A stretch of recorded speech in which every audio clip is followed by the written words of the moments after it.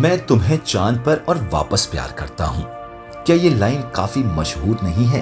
हालांकि ये काफी कॉमिक और अनरियल लगता है, लेकिन हम शायद ही जानते हों कि ये संभव है। क्या होगा अगर हम जहां रहते हैं वहां चांद हो? क्या होगा अगर भारत में चांद की भूमि हो, जहां अपने प्यार का इजहार करना बिल्कुल भी कॉमिक ना लगे? चांद का भारत के साथ गहरा सांस्कृतिक संबंध है। बचपन से ही हमें चांद को अपना चंदा मामा मानना सिखाया जाता है। करवा चौथ हो या सावित्री व्रत, लगभग हर त्योहार पर चांद हमारा पक्का दोस्त होता है। चांद ने अपनी खूबसूरती और आकर्षण से लोगों को लंबे समय से मोहित किया है। ऐसा कहा जाता है कि चांद के साथ इंसान का गहरा रिश्ता होता है। सोचो, अगर यही चांद हमारी धरती पर हो तो आइए जानते हैं वो ऐसी जगह जिसे मून लैंड कहा जाता है। वो है लमायरू, जिसे लद्दाख की चांद भूमि के रूप में भी जाना जाता है। एक ऐसी आकर्षक भूमि है जहां कोई व्यक्ति चांद पर होने का अनुभव कर सकता है। हमारे चैनल पर आपका फिर से स्वागत है। कहानी है लुमायरू की। लेह से करीब 130 किलोमीटर की दूरी पर है लुमायरू, जिसे मूनलैंड भी कहा जाता है। न कोई पेड़ पौधे, न झील, न नदी, ग्रे कलर की मिट्टी, चट्टानें और बेहद कम एयर प्रेशर की वजह से ये जगह पृथ्वी का हिस्सा कम और चांद का हिस्सा ज्यादा लगती है। माना जाता है कि हजारों साल पहले इस बंजर जमीन पर एक बड़ी सी झील बहती थी। आसपास बसे गांव झील के पानी से अपना जीवन चलाते थे। खेती बाड़ी, खान पान सब इस झील के होने से आसान हो गया था।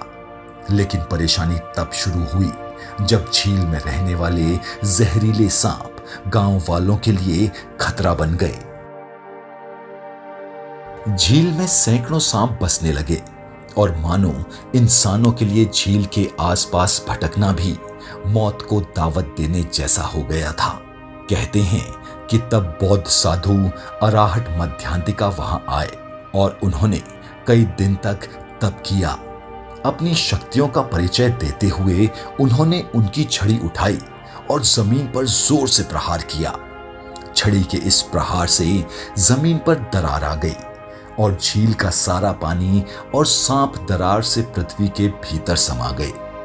अराहट मध्यांतिका के बाद 11वीं सदी में सिद्धाचार्य नरोपा यहां आए और गुफा में उन्होंने काफी समय तक तप किया, जिसके बाद उन्होंने लमायरू मोनेस्ट्री की स्थापना की। ये मोनेस्ट्री आज लद्दाख की सबसे प्राचीन मोनेस्ट्री मानी जाती है। इसीलिए इस अद्भुत जगह पर आपको कई बुद्धिस्ट मॉन्क ध्यान करते हुए नजर आ जाएंगे। साइंटिस्ट का कहना है कि 40,000 साल पहले जब लमायरू की झील का पानी सूख गया था, तब पीछे रह गई चिकनी मिट्टी बीतते समय के साथ साथ जैसे जैसे ये मिट्टी सूखती गई, मिट्टी में दरारें बनती गई और पूरी जगह में ऐसे फीचर्स बनते गए जो काफी हद तक मून और मार्स की याद दिला देते हैं। इसीलिए मार्स जैसे ग्रहों को समझने के लिए रिसर्चर्स को भी लमायरू काफी मदद करता है। आज कई देश रेगुलरली स्पेस प्रोग्राम कंट्रोल कर रहे हैं। भारत ने अभी हाल ही में चंद्रयान 3 लॉन्च किया। इन मिशंस का एक अहम हिस्सा हमारे मून और दूसरे ग्रहों जैसे मार्स पर पानी ढूंढना होता है। दुनिया में और कुछ भी जगहें हैं जो दूसरे ग्रहों और मून से मिलती जुलती हैं।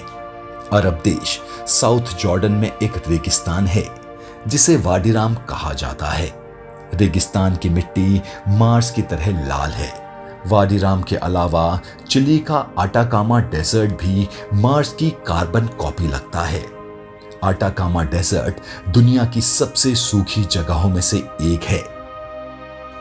पहाड़, सफेद सॉल्ट और अद्भुत वॉल्केनिक फॉर्मेशन से बनी इस जगह पर नासा अपने मार्स रोबोटिक रोबोट्स भी टेस्ट करता है।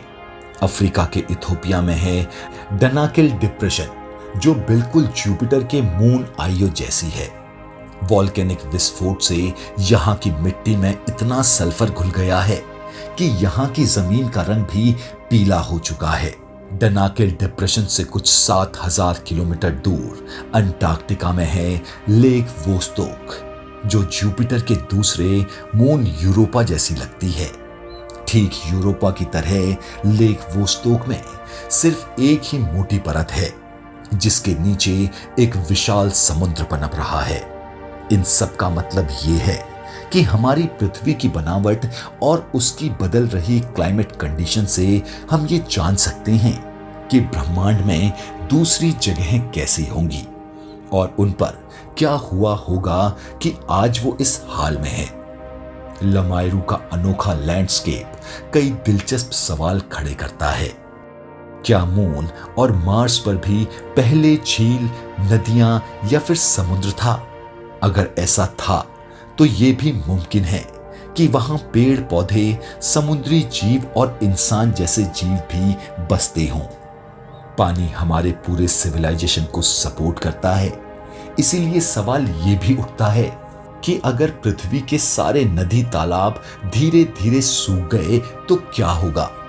अगर पंजाब, केरल और स्विट्जरलैंड जैसी जगहें जो हरियाली से भरपूर हैं वो लमायरू जैसी बंजर हो गई तो ऐसा भी हो सकता है कि लमायरू की झील का सूखना इस प्रोसेस की शुरुआत हो। बढ़ते ग्लोबल वार्मिंग की वजह से इन क्लाइमेट्स में इम्बैलेंस भी तेजी से बढ़ रहा है। लमायरू देखने में तो बहुत सुंदर लगता है, लेकिन सोचिए अगर हमारा पूरा प्लेनेट चांद जैसा बंजर हो गया तो? ऐसा होने में वैसे तो हजारों साल लगेंगे, लेकिन इसका मतलब ये नहीं कि पानी की समस्या दूर है। अगर सोचेंगे कि पृथ्वी पर 70% पानी होने के बावजूद पानी की कमी कैसे हो सकती है?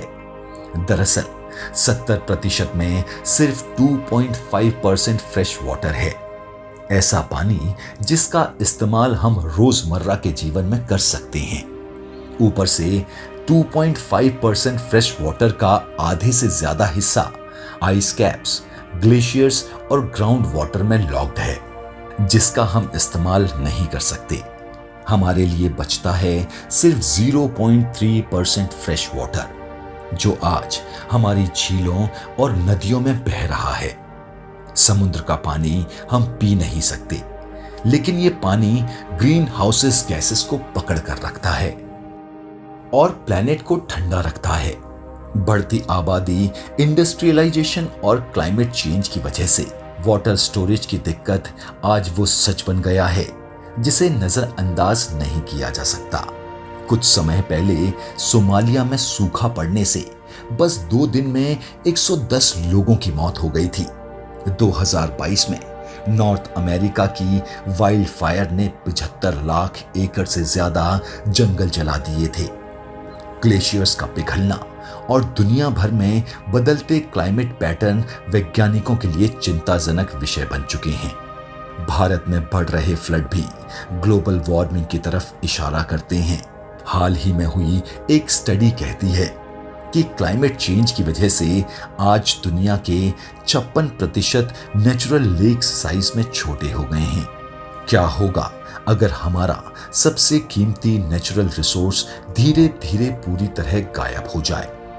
बुद्धिस्ट मॉन्क लमायरू की कहानी बताती है कि उन्होंने अपनी छड़ी के एक प्रहार से लमायरू को चांद जैसा बंजर कर दिया था।